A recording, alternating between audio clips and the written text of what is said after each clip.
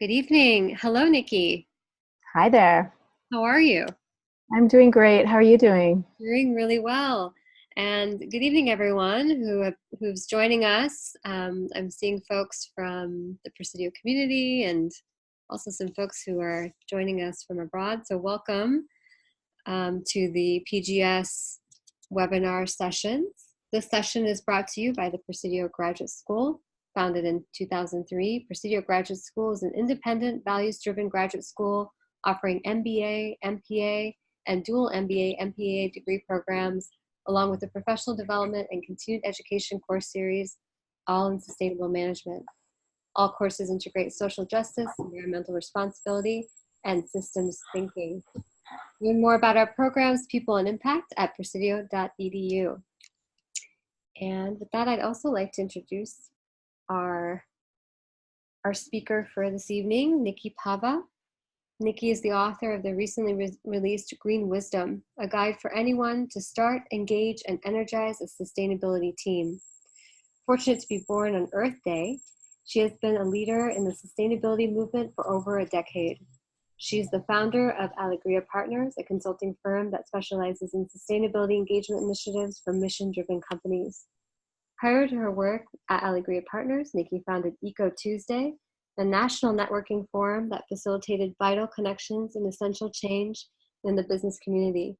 Eco Tuesday hosted more than 300 events in 12 cities across the country and brought together hundreds of sustainability professionals each month, making a positive impact in each city.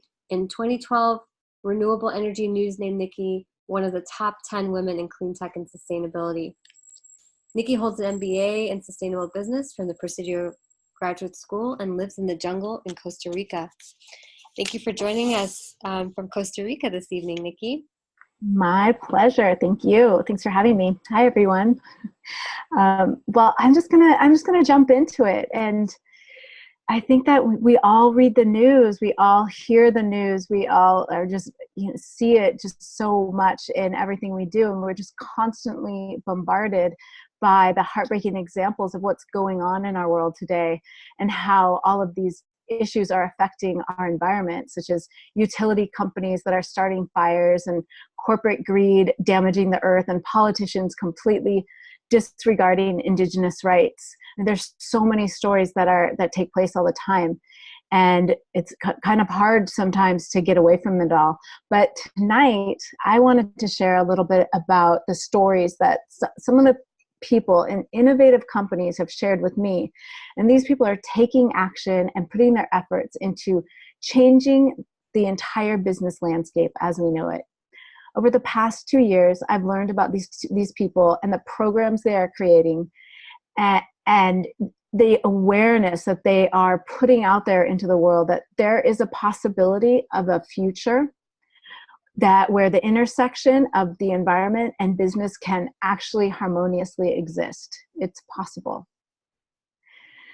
So a few years ago, or quite a few years ago, it seems now, I had this really fantastic job where I was able to travel all around the world and meet leaders of many different companies, some of the leading companies in each of these cities. And I was there for 4 months at a time in Berlin, Bangkok, and Dubai. And so I really got to know the cities. I got to know how different industries worked with one another. And it was a pretty amazing experience. And also because I got to experience this with another Presidio grad, Tawny Swenson, and that made it even better. And while I was there in these cities, I interviewed the leaders of some of the biggest companies, and probably 150 companies total, and probably more than like 200 companies total over the course of the year. And I always had a lot of questions. This was for a newspaper, a Japanese newspaper, and I always had a lot of questions about the company's business model, about how they felt they were valuable to their industry and to their customers, their own financial outlook. We talked a lot about the products or the services that the company was producing. And it was always fascinating for me to hear how these leaders spoke about their company. They spoke about their communities a little bit, and they just spoke about leadership. And I would always ask about their company's social and environmental initiatives or any type of values they had in within these two areas. And it was always, I always got interesting responses. And there was one time in particular that really stuck with me. I was interviewing the CEO of a property development company in Dubai, and we were in a really tall building, and we had a beautiful view of the Persian Gulf, and it was a gorgeous day. The sun was shining. There were people outside playing on this beautiful beach. The water looked so blue. I mean, it was just a picturesque day.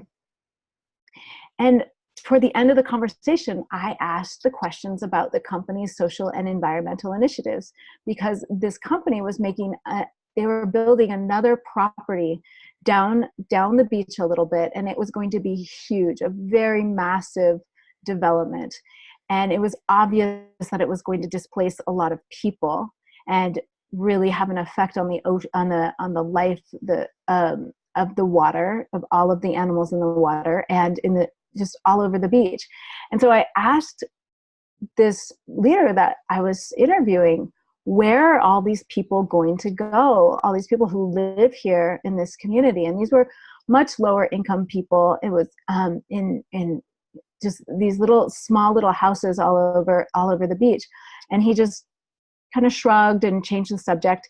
And I went back to it and I said, well, can you tell me about your the environmental impact of what your buildings are going to do to all of the marine life out here? And he just changed the subject again. And then finally I asked another question about what this property development company was going to do to engage with the community. And he just completely changed the subject. And it really hit me. I was just dumbfounded. And I realized that, wow, this was the type of answer I received from so many CEOs over that year. There were a lot of people who were doing really great things, but when I asked about the social and environmental values of their companies, they really didn't really have much to say. And this was, more than 15 years ago. And it was before a lot of companies really took on green business and sustainable values in their companies. And so it really had me thinking back then, was it ethical for a company like this to have such unsustainable values and impact? And I returned to the Bay Area after I completed this job. And as a result, I was determined to put my energy into bringing the environment and business together in a better way.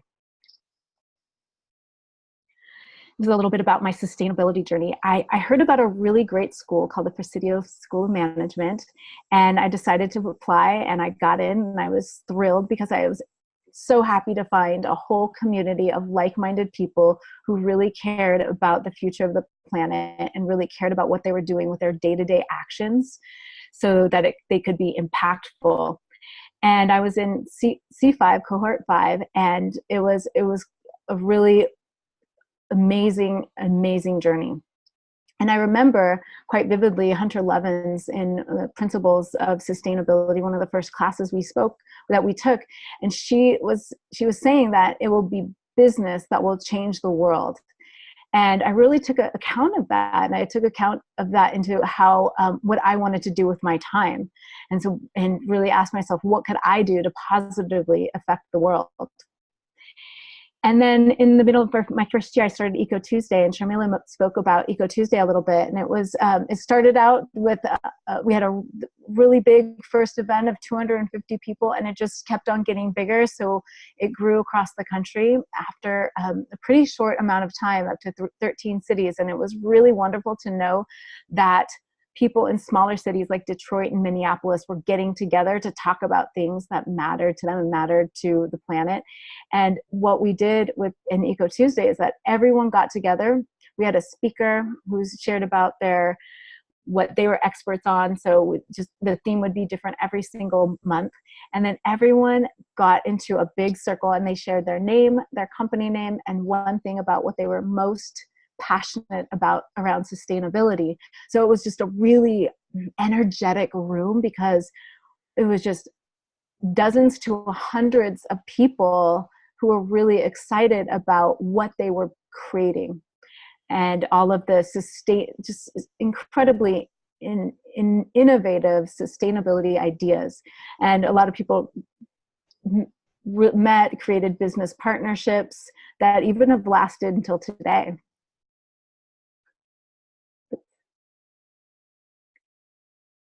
Let me go back. A few years later, I started Alegria Partners, and Alegria Partners is a consulting company that supports businesses and their employee engagement strategies focused on sustainability to make them to come to life if they need one, if they want to start one, or if they already have an engagement team that it just needs a little help with their path. This is what Alegria Partners does. And most recently, I took the GRI course, and so I am also helping companies with their GRI reports. And this has also been a really powerful way for me personally to bring my personal passions into my work life. And most recently, I wrote a book called Green Wisdom, a guide for anyone to start, engage, and energize a sustainability team. And these are some of the sustainability teams that I talked to while writing the book, doing a lot of research for a few years on the book. And it was incredibly helpful because it gave me more optimism and more hope, knowing that the teams in these companies are really doing good work and really pushing the envelope on new ways to educate employees so that they are able to take this sustainability information into their own lives, into their home lives. And they also get a lot of the employees at their companies to bring their ideas about sustainability into their sustainability teams to really energize a lot of people in the company. So my thought is that the sustainability teams of tomorrow really need to learn from the sustainability teams of today. So that was one of the big inspirations for me to write the book, because we really need to get things going with our climate change milestones. And if we can all work together and share information and frameworks, then that is exactly what we need. And so Green Wisdom helps companies to do that. And what I got out of the book after researching for the book is that the answer that people might have, like, why would I want to read this book? The answer is, what can you do to inspire and lead a team to design regenerative strategies and systemic solutions and also have a lot of fun? So I think having fun is really important, because people, when they're going into their work lives, if something that is maybe out of their job description a little bit, if they are not having a good time, they probably won't be inspired to do it. And so a lot of the information in this book is really to inspire unity, fun, and connection. And it's really interesting. What I noticed about a lot of these teams is that they're all very different. They all have really different stories to tell.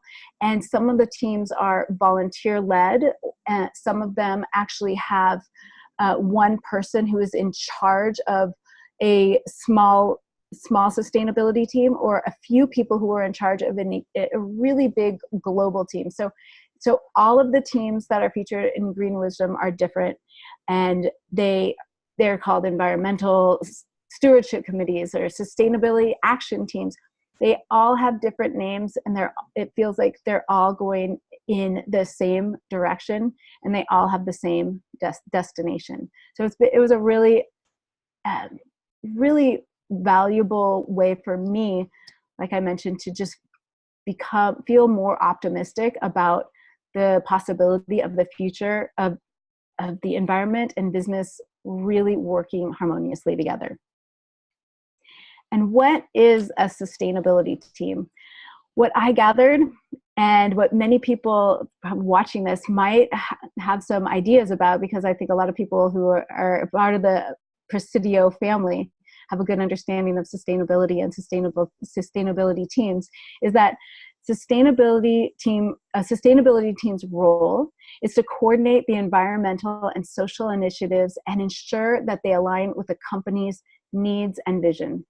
So as I mentioned, a team can be led by one person, it could be led by many people, it could be one person appointed by the actual company. It is their job, it's in their just job description to lead the team, or they could just be a manager of a team or a volunteer of a team. And a few of the sustainability teams' roles, and they vary in all different types of companies, but they could be to establish eco-friendly purchasing activities. So changing out any type of single-use plastic and using metal types of utensils, for example. They might help to obtain certifications and endorsements that really further the company's mission. So they can help with a B Corp certification, for example, or they can even do waste audits and be in charge of dumpster dives, such as in the case of Dr.Bronner's, which I'll share a little bit more about later. So it's really simple. The range is really simple to really complex. It just completely depends on the company. So really simple, like I said, would be just changing out single-use plastic, and a much more complex type of initiative would be a team of people who is tasked with doing all the research to find out if solar would be a good option for their company, because it really depends on if they own or lease a commercial building, because it might not work if they're just renting, for example. So simple to complex, sustainability teams they can really do it all depending on what they have the capacity for. And what I found out when I was researching for the book and doing all the interviews with the leaders of the sustainability teams is that employees really are motivated to do good. People really care, and a lot of people aren't sure exactly how to put that care into their work life. They're also overwhelmed by doing it all themselves. So bringing other people in and creating a team of people to work in different areas is extremely helpful and very inspiring for people. They want programs that are fun and engaging. As I mentioned, nobody wants to do anything that they feel pressured to do or are not inspired by and feel bored with.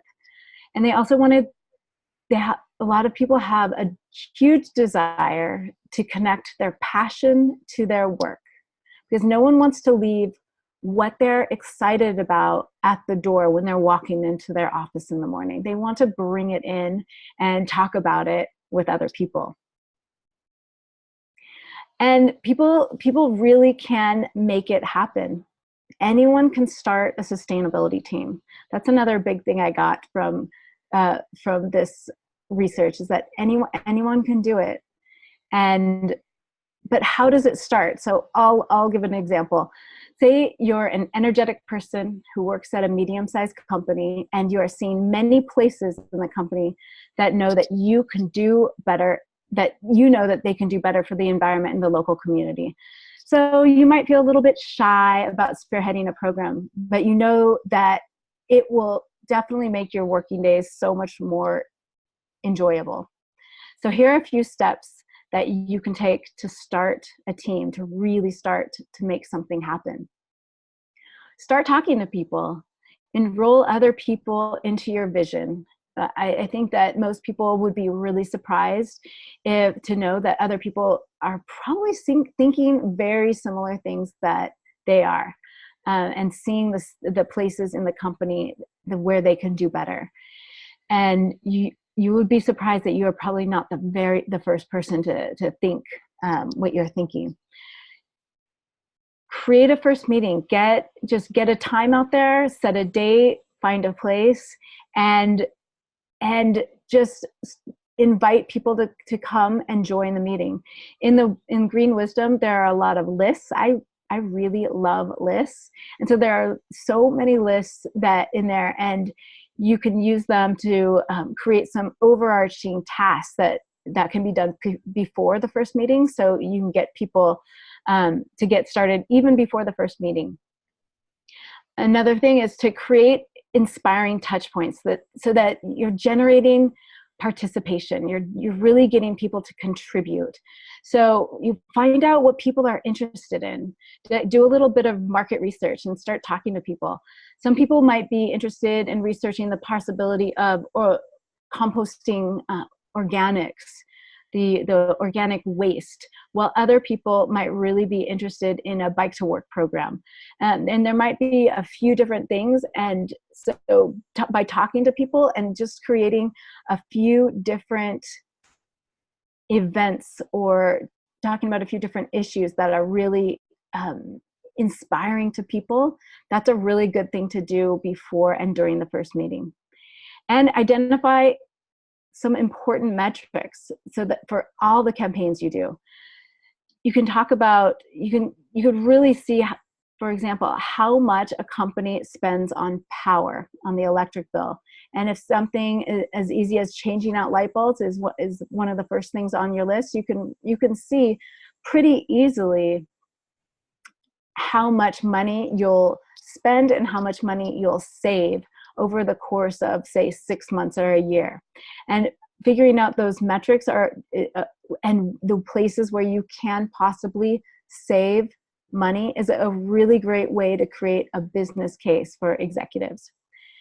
So these are just a few of the ways that are in the book where you can just easily replicate for your own first meeting. And I can't emphasize enough the importance of a team having a shared mission. Not much happens if you don't have a shared vision to work together on. So, and this is something I love doing with teams is putting together a mission statement, especially at the beginning stages when there's a lot of energy. And so even when teams are grounded for a while and they haven't really done a lot of events or haven't done any educational programs or initiatives to get people engaged, it's still a really good idea to just sit down and go back and think about what it is that you came here for and just start over. Because it's never too late to start collaborating on creating a mission together. And you can add to it as time goes on as well. It really brings a team together. And there is a whole template in Green Wisdom about how a team can create one. And as Adam Warbuck says in Strategy for Sustainability, he says, from an ecological standpoint, few companies can go it alone regardless of their internal capacities and resources. The challenges will be too great. And that is really the same for people. People can't do it. They can't do it alone, and there's so much work to be done in this area. So doing it with a team of people is so much more effective. Even the best and brightest individuals need to enroll other team members into a campaign to maximize the impact that they can have and just create more effectiveness for all the initiatives.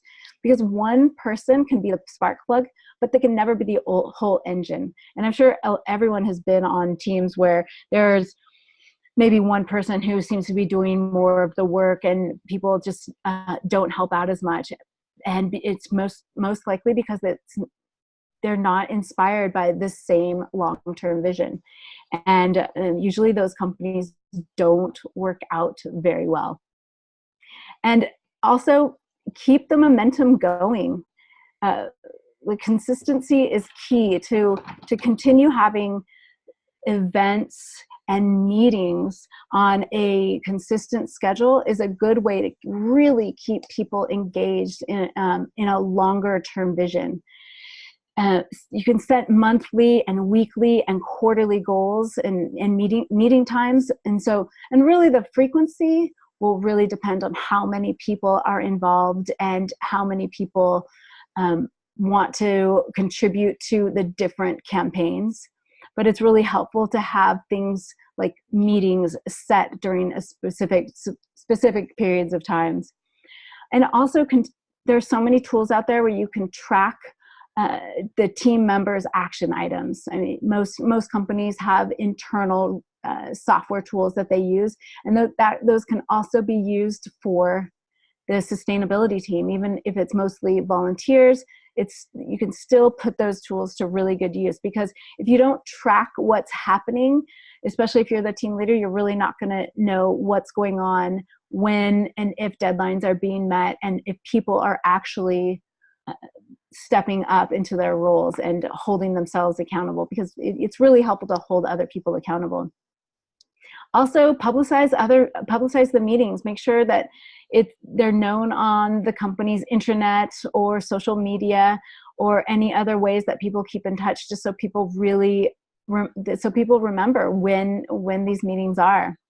And if you're the team leader, remember to check in with the company's leadership team when it's needed, because they're there to help.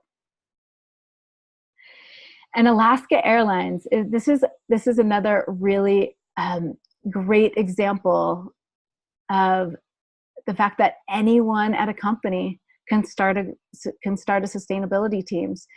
And another key learning I got from researching this book is that anyone from warehouse workers to CEOs can start a sustainability team, enroll others to participate, and have fun once it's created, or re-energize a current sustainability program to have a positive impact on employees and the company. And Alaska Airlines is a beautiful example of this. So Alaska Airlines, their green team started as a result of the catering staff and flight attendants on their sister airline, Horizon Air. Horizon Airlines is a smaller regional airline, started out in Alaska, and those flight attendants, probably almost 20 years ago, and the catering staff, they would take off the recyclables from these little planes. They would put them in their cars. They would drive them to their house, and they would put the recyclables, all the aluminum cans, out on their curb, so their curbside pickup from their home would take it away. And they were doing this for the airline, and they were doing it a lot. And they were starting to actually gain some traction, and the airline actually had less waste, and when they were measuring their waste output. And after a while, their parent airline, Alaska, heard that they were doing this, and so they started having conversations in their hallways about what these people at Alaska were doing, at Horizon were doing. And it was about the time where green teams were starting in different companies, maybe about 13 years ago. And there was one woman named Jacqueline Drumheller who was getting excited about it, because she was very concerned about Alaska's sustainability issues. And she was in the compliance department, that environmental compliance, and that's where she was, but she wanted to start a green team. And so she ended up seeing a vice president of the company in the hallway, and he was alone. So she got her 2 minutes with him, or maybe it was even 1 minute, and she did a pitch for starting a green team at Alaska Airlines. And so she started working with the flight attendants and the catering staff, and they put together a whole plan to present.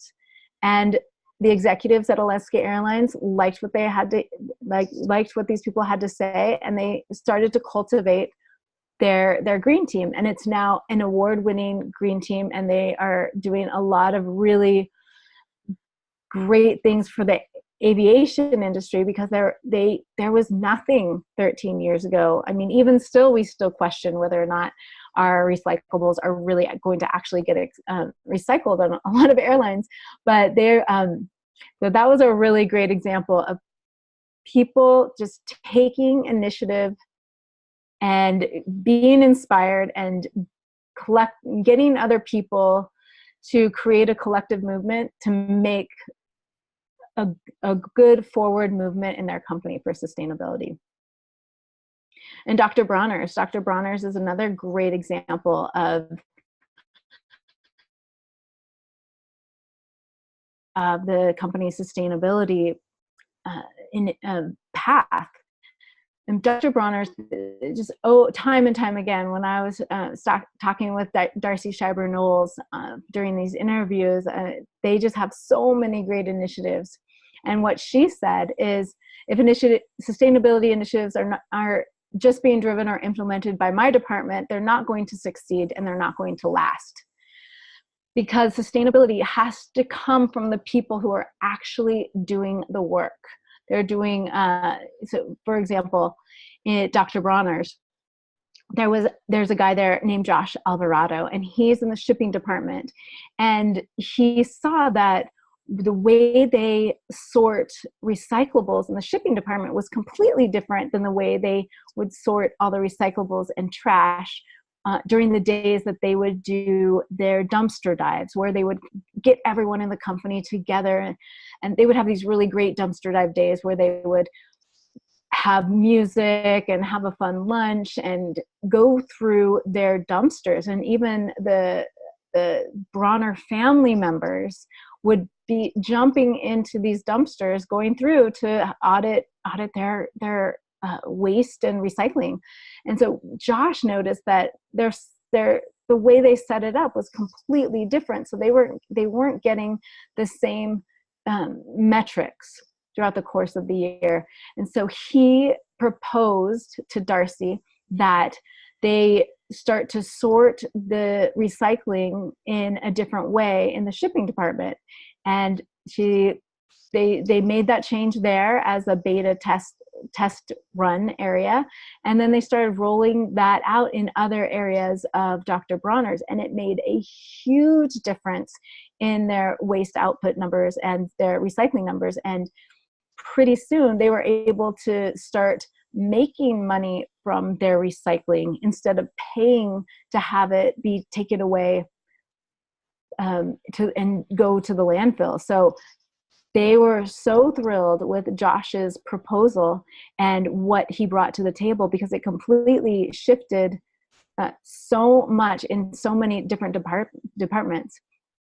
And again, another really great examples of anyone can start a sustainability team. So engage, this is another part of green wisdom, because we really want to keep people in. People want to be engaged with what they're doing, especially if they're volunteering time. And in 2015, there was a Gallup poll that showed that only 32% of US workers are engaged in their work. So that means that there are 68% of people in companies who they are not engaged, or they're actively disengaged in what they're doing. So this represents a vast field of untapped potential and profit that sustainability teams can help unleash. Because when people are engaged with their work, they're happier with their daily activities, they stay with the company longer, and which decreases turnover. And turnover can be really, really expensive. So companies really like to keep good employees. And when a talented person is looking to join a company, they oftentimes, especially lately, are more attracted to a company where they know that people are actively engaged in their work. And this ties in with this slide, where 75% of millennials take social and environmental initiatives into consideration when choosing an employer. So that's a lot of people who want to work with companies that have social and environmental values. They care about the future of the planet, because more millennials they're very aware of what's going on with climate change, what companies are doing and what they're not doing, because we see all these little videos on social media, all the different social media platforms that the companies are getting called out, and a lot of millennials don't want to work for the companies that are getting called out on doing things that are not good for the climate and the planet.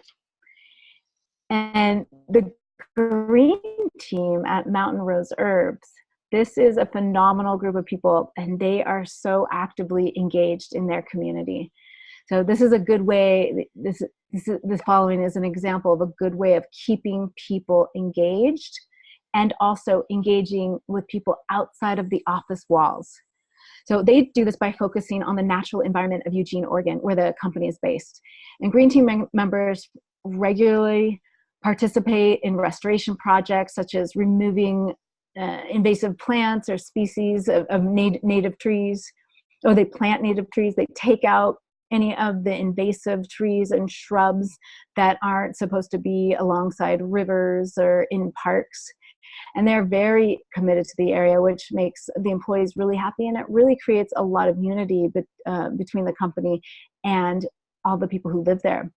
And in 2017, Mountain Rose Herbs, they led 12 local environmental restoration projects. They planted 265 new trees. They removed 385 gallons of trash, and they had almost 1,800 volunteer hours. So they are really creating a lot of unity. They also hold a really great event called the Free Herbalism Project. And it's a place where, it's a time where people, herbalists from all over the country come in and they share their wisdom. And they share it freely with people who are in the local community. And it's a fundraiser, so they're able to give all the funds that they raised to United Plant Savers, which is an ally of theirs. And as you dream about the potential impact of your sustainability team, let a clearly crafted mission statement and the needs of the community really tie into one another to just create even more impact. The community menu, this is a fun one. This is also outlined in Green Wisdom, and it was shared with me by the people at Badger Balm. And Badger Balm is a skincare company, and they make a lot of beautiful lotions and sunblock and things that you want to put on your skin. And so they realized that building a successful event, for example, can be an intimidating task, especially if you haven't done it before, if your company's never done it before. So there's a menu that has been created, and it's a guide to help other companies, other people who are reading Green Wisdom, to help make their planning of their events easier. So you can choose an event type, you can choose a location type, you can add community partners, and you can figure out if you want it to be an educational type of event or an action-oriented type of an event. So for example, do you want to create an event where there's a really great speaker who is going to come in and talk about solar, how people can get solar on their own homes? Or is it more of an action-oriented event? Do you want to go out to all the local parks and have a trash cleanup day for your community? So there's different types of events that you can take. And so we've created a menu in Green Wisdom that you could just go and figure out what exactly works for your company, what exactly works for that time of year. How will your community get involved? So go ahead, use that list, and let me know how it goes if you actually implement some of it into your own company. And the last overarching theme of Green Wisdom is Energize, so energizing the team. So of time, and they've lost a little bit of momentum. There's a lot of ways that I've outlined in the book that help re-inspire and re-energize the momentum, so people can continue on the path and get reconnected to their mission. And so here are a few ways to re-energize a team. First of all, celebrate the smallest victories, even the small ones, because everyone likes to be celebrated. So changing the habits and patterns of a group of people is not at all easy. So if there's a decrease in your energies as a result of the sustainability team's efforts in engaging employees about something as simple as turning off monitors, so you see that the energy bill goes down, celebrate it. If that sustainability team has been working hard and, walking around to different people's desks and just kindly or to ask them to turn off their monitors at the end of the day, or put little notices up in different areas and community spaces where people might see it. They've put effort into it, and that definitely needs to be celebrated. Maybe have a healthy snack in the break room, or do something even bigger or more fun. And something that really helps with momentum that is not always fun, but completely essential to creating the team, is to acknowledge the breakdowns and then move on. So if you have a miscommunication, or if you didn't reach a milestone on your sustainability initiatives, it's going to be okay. And the best thing to do is address it. And as a leader, leaders know how to move through breakdowns. And there are so many great resources out there for leaders to use if there is a miscommunication, for example, or if, like I said, if there's someone didn't go to the community event and they were supposed to, and there is a little bit of animosity. Everything can be worked out, and everyone just needs to remember the long-term goal of what everyone is working on. There's always a solution to the problems. And also publicize all of your efforts widely. Share all of your successes. Put it out there on social media. Let people know when your sustainability team reached a goal, or even just had a really successful meeting, because people love to learn about success stories. And so even if it's a very small little success, it could be a really big success to someone else that is really impressive. And it could be the inspiration that other companies need to reach their own sustainability goals. So even the smallest celebrations can be shared with the world. And also remember, another thing to do to energize people in these teams is to connect to people's personal interests. There's so many possibilities for initiatives and events and issues for your sustainability team to take on. And when people feel like they're listened to, they're more susceptible to participating in what is going on with the sustainability team. This goes back from creating many different touch points, as I mentioned before. And as the team grows and there's more capacity for programming, there's more possibility to add more themes to your community menu, for example, and grow all of the different initiatives and the programs, and you will create a more diverse group of volunteers that way. And here's another example that we have from Badger Balm, and about how they continually educate and re-energize their employees throughout the course of the year. So rather than offering a random assortment of events, what they do is they declare a theme for the year, and they create strategic events throughout that year for people to engage in. So they create all these events and for people to come together, different functional areas to come together to share ideas and to collaborate on different solutions, because they know that facilitates very positive change. They've really been able to see in their company. So here are the highlights of something that they've done.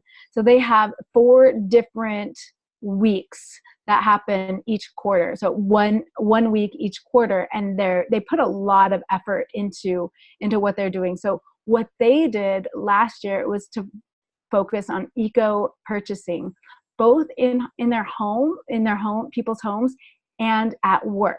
So they wanted to tie in what's going on for people at home. And so they put together all this amazing information about eco packaging or eco purchasing, and they put information in their newsletters. They created short videos, and they did a really fun event called Lunch Mapping, which or How Far Does Your Food Travel, which I'll share about in a minute. But they just put out as much information as they can so people can take that information back to their home and implement it with their families and with their community. Another week that they would have during another quarter would be Connection Week. So this is all about connecting with other people and sharing dialogue and creating conversations that people can learn from. So they had a lunch where they had only local food, and they had a lot of conversations about where the food, who grew the food. Oh, it was this person who only lives a few miles away on their farm because they're in a more rural area. They had a clothes swap. So they brought everyone to come. They invited everyone to bring their clothes that they didn't want or need anymore, and invited them to swap with other people. So it was a really great way to create dialogue and collaborate. And they also had another time where they had some needs and offers, which is they had a platform where they would share. Someone would think, I need a new blender. Does anyone have a new blender? And someone would say, I actually do have an extra blender, and here you go. So people would not need to exchange money, and it was more of a bartering system when they would declare what they need or what they had to offer. Another week is called Commitment Week, where they really connected their employees to the company's sustainable values. So they had a plastic-free challenge. So they had a sign where people could sign up to say that they weren't going to use any plastic at all for that week. And so, people had varying levels of participation in the end. And it was a really great way to just see all the places where people didn't really need to use plastic. And they also had that week the abundance table. So a lot of people there, as I mentioned, they are in a more rural area, so they have their gardens, and so they might have jams that they want to bring in and trade with other people for a jar of asparagus. And so people were able to trade things that they made, and it was a really great way for everyone there to demonstrate their own commitment to sustainability. The fourth big week that they had it's called Ongoing Action Week. And these were events to recognize the employees' successes in making sustainable choices. So they had a local lunch, but this time it was in the winter. So all the local food was much different than it was in the spring, for example. I love this next example. They did a junk mail roundups because they noticed that everyone in the company were all getting the same catalogs, and they knew they didn't need more than a few of those catalogs in their company. It's not a huge company, but they were getting a few dozen of the same office supply catalogs, for example. So they brought them all in together, and people took their time to get all but I think 3 or 5 people off the catalog list. And I don't know how much paper they saved, but I think about if more companies did that would make a huge impact on paper across the country. So these were a lot of really great ways that Badger Balm would re-energize their work team. And one more really great example from Badger Balm is that I love that they do an event every year called How Far Does Your Food Travel? Because every day they get a healthy organic food. They get lunches made out of the healthy food brought in, and everyone loves it, of course, and it helps people from driving pretty far into town to go and eat, and keeps people there and kind of creates more of a family feeling. But some people wonder, where does this food come from? So their lunch event showed exactly how far it all came. So, for example, they had one area where the main plate was, and that was the home base. And then they mapped out how far each portion, each part of each item came from. So, for example, they had lettuce for their salad, and that lettuce came from the next state over. And so they did a proportional distance from the home base plate to the next state.